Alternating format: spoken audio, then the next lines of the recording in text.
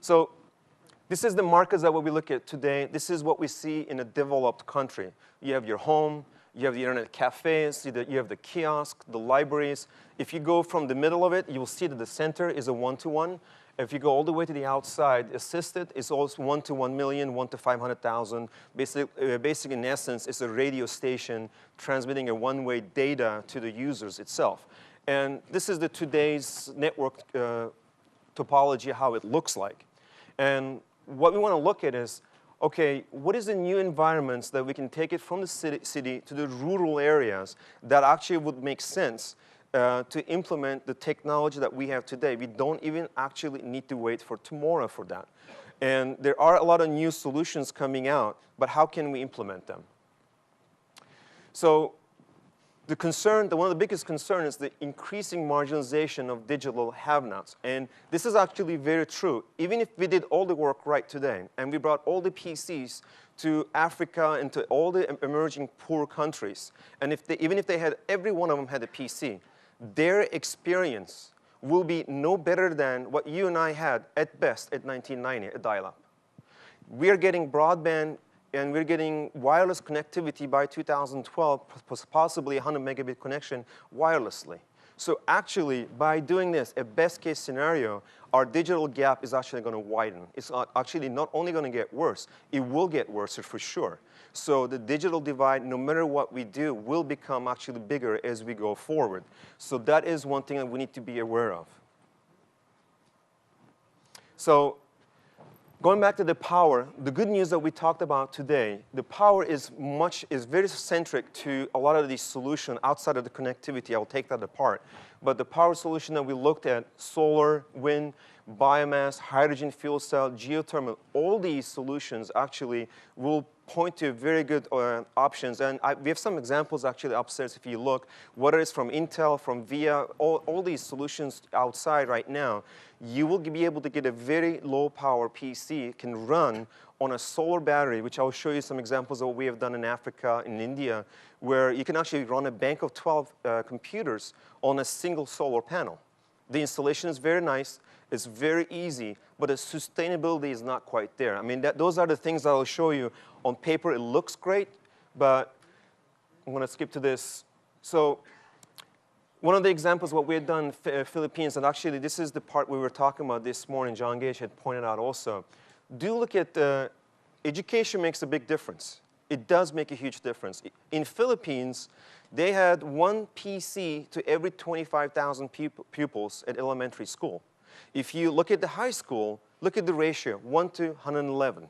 Now, this is in Philippines. And look at the college level education and versus how many used phones and how many computers. And look at the ones who only had primary level education, which is, by the way, by far better than getting no education.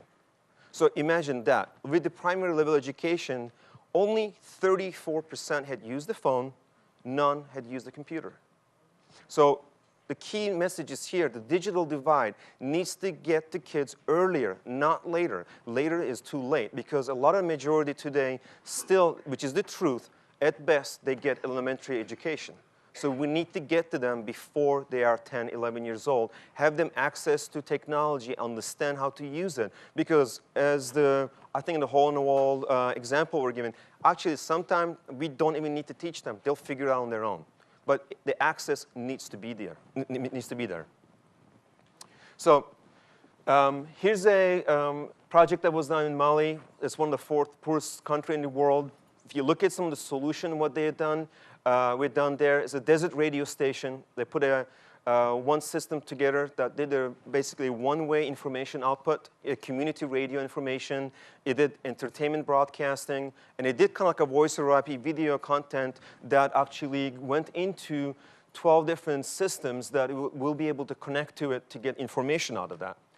And the way this actually worked, there was two local, shall we say, entrepreneurs, which is the local heroes, if we talk about it. One was the radio station, and the other one who actually supplied a kiosk, the CyberTigus. Now, what came out of this is actually was unintended, which was really interesting. The radio station, majority of the money that they made locally came actually from the tribal chiefs, people who were in the region who wanted to make announcement. What they wanted to say is if their parents died, or if there was a marriage happening, or if there was a big gathering happening, 70% of the time, the radio station, instead of actually reading a BBC News from England, which most of these people do not care what happened, what bank failed, what bankruptcy happened. They did not want to listen to these. They wanted to hear what chieftain's daughter was doing one village away. When were they getting married? When can I get there? 70%, all the person did on the radio station read these announcements. So it's actually unintended, but it is a very interesting, something that we even thought about or even planned for it.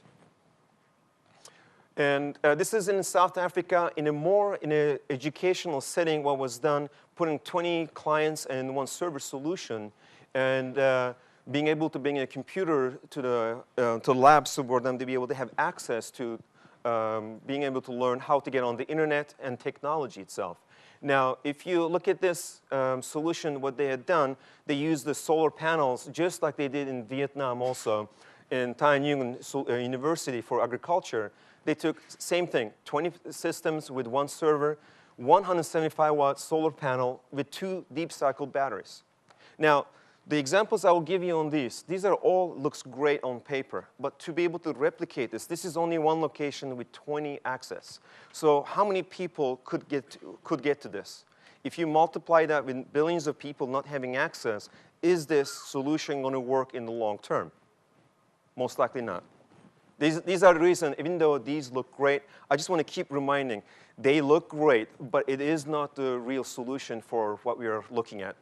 So here's another example that we did, solar power solution in Samoa that was 3 PCs, 1 server, complete turnkey satellite connection with 2 solar panels, and they were able to actually get, for the local villagers, somewhere to go to, get information, for the kids to train. But look at the number of kids with 3 terminals.